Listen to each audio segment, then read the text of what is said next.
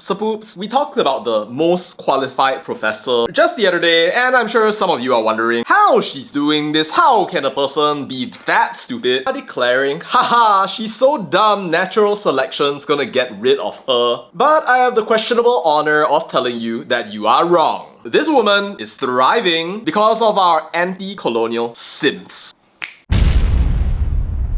Our anti-colonial simps need to stop. Seriously, you've probably seen the kind. They're always going out there and talking about how we need to be decolonized, fight Donald Trump, fight X, Y, Z, W, social justice, marwah diri, jati diri, or whatever twisted, useless concept they want to use to define their broken identities every day. So happens that they are the #1 supporters of our #most qualified professor. So poops, our Kung Fu flying Roman teaching story of the Malays educator has 160,000 followers on Facebook alone. Yes, that's right, she actually has followers and in the hundreds, one after another commenting, discussing the mystic ala Melayu, glazing her like after like after like as she goes on and speaks outside of her specialization, post after simpable post. So as much as you want to think to yourself that she is dumb, natural selection will yeet her out, well, unfortunately, you are very, very wrong. And fun fact for you, far from being yeeted out, she's actually going around selling tickets to her seminar for 2 whole days, November 22nd, November 23rd, at Crown Plaza Hotel for the low price of 1,000 ringgit and 850 ringgit for those of you early bird sims, history fans. So you can learn from her for 2 full days. Wow.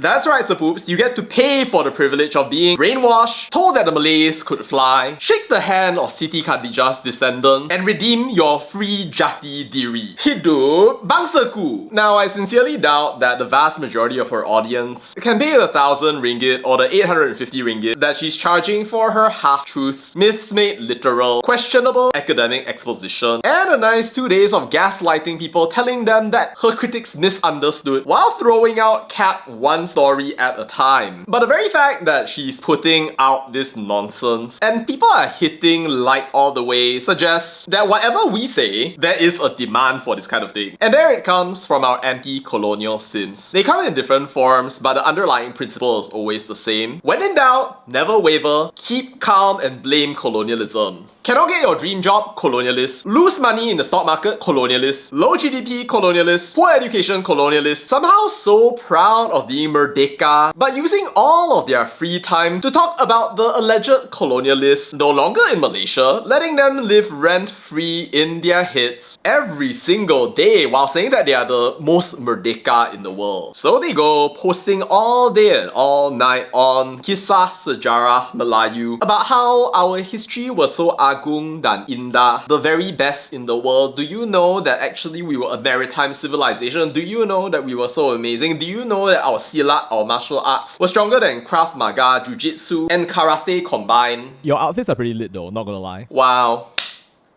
You know what's sad about these sims? There's nothing wrong with having high self-esteem and having a healthy appreciation of your history, but if you just look at what these people are doing, it's very obvious that all they want is to just tell themselves nega chail chalaka dun dun dun dun dun dun dun. Day in and day out, they don't care whether it's true. All they care is that the beautiful nonsense comes in, penetrates into their minds, and leaves them happy. Bermarwah, berdaulat, berjati diri. That's what they pay for, and that's what they're gonna save up their money to pay for, even as the world collapses around them. So poops, I'm not saying I'm free of any and all biases, but for what it's worth, I think I can say that if you're falling into half-truths and telling yourself lies because you want to glaze yourself to the high heavens, this is how great our civilization was, this is what we did, it would be great if your civilization actually were amazing. And by the way, if you were not destroying your own history, which is, by the way, what a lot of these people are doing as they're trying to redefine history NGO by NGO, deciding, oops, this is no longer part of our heritage, let's get it out. No more Mak Yong, no more Main Putri, all of that needs to go away. #jati diri. Well, how wonderful all of this would be if these people were not basically useless. Like, let's be real, right? Every time you do that, it makes you and your culture look stupid. Seriously, the Malays can fly, they can build boats, they have precognition that links them back to the ancient Malays. Okay, so are you gonna start explaining to us why it is that modern day Malays cannot fly anymore? Was there some sort of special event? Are you gonna tell me that all of the Malays actually had wings once upon a time as well? It's crazy, I don't know how people are believing all of this, but this is very good, very beneficial to understand the mental health pandemic in our society today. Honestly, I don't think that a lot of these people actually want to learn about their history. That wouldn't be enough to get them to simp to the level that they do. No, they want to feel validated. They want to nurse their inferiority complexes that are, by the way, not even justified, to be told that they are amazing and awesome, when actually what matters is not your history, but rather your present and your future. What you do with your life, not the lives of anonymous people from thousands of years ago that you want to distort so you can feel better about your sad life in the present day. Now, while I'm sure that there are a lot of people out there who actually do care about history, understanding evidence, learning about the world and everything it has to offer, you still have people out there trying to decolonize the Rafflesia just cause they want to be all mirror, mirror on the wall, who is the most anti-colonial of them all? Me. And frankly, when I look at people like these, sometimes I think that I'm looking at wasted human potential. I mean, I'd be happy to be proven wrong, but that's the way it's going at the moment. Because when I look at people like these, right, I feel like even if they didn't have a colonizer to fight against, no more British, no more Japanese, no more imaginary enemies, they're not gonna come up and contribute something to the world, advance technology, help us reach Andromeda, or solve all the Millennium Prize problems. No, their crowning achievement, it seems, would just be to create yet another colonizer and colonize themselves again. And even if they didn't have a colonizer, they would just find some other excuse to distract from the fact that they are weak, unable to get what they want, and that's why they spend all day simping after people like our beloved real product of IIUM, Dr. Soleha, while convincing themselves that we are the best in the world, we could fly. Hashtag semangat. Wow.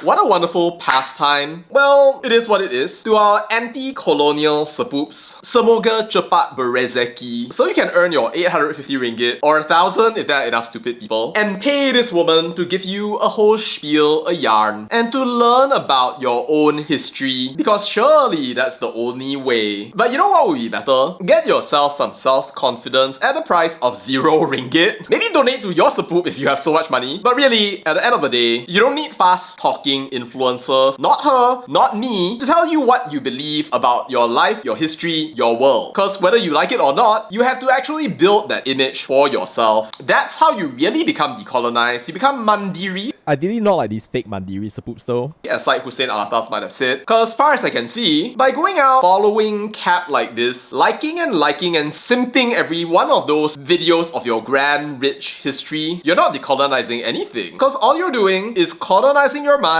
with this woman and letting her live rent-free in your head. Alright, that's all to say about that, and bye.